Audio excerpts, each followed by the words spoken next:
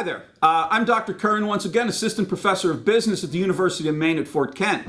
And I'd like to talk to you a little bit about one of the great early industrialists of the United States, a gentleman named Andrew Carnegie.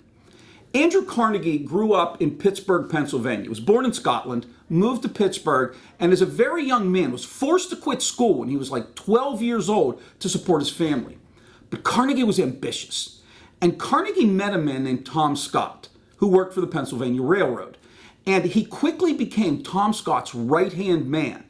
And over time, built up a reputation as somebody who got a lot of things done.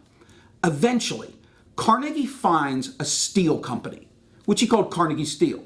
And at that point in time, steel was one of the most important products available. It made skyscrapers possible. It made bridges possible.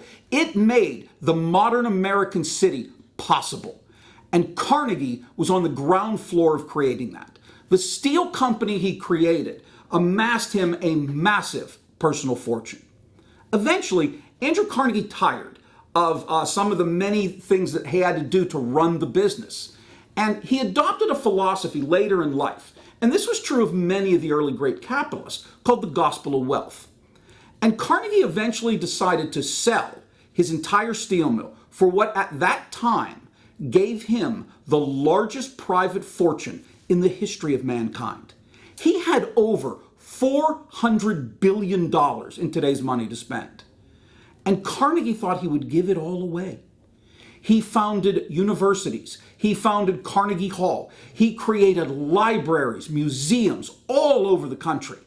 And he encouraged his fellow industrialists to do the same. He really believed at the end that the sole purpose in acquiring great wealth was to benefit all mankind. And others in his circle, John Rockefeller, J.P. Morgan, people like that, who were also vastly wealthy, adopted that mindset and created some of the largest philanthropies that exist even to this day. And that's the story of Andrew Carnegie.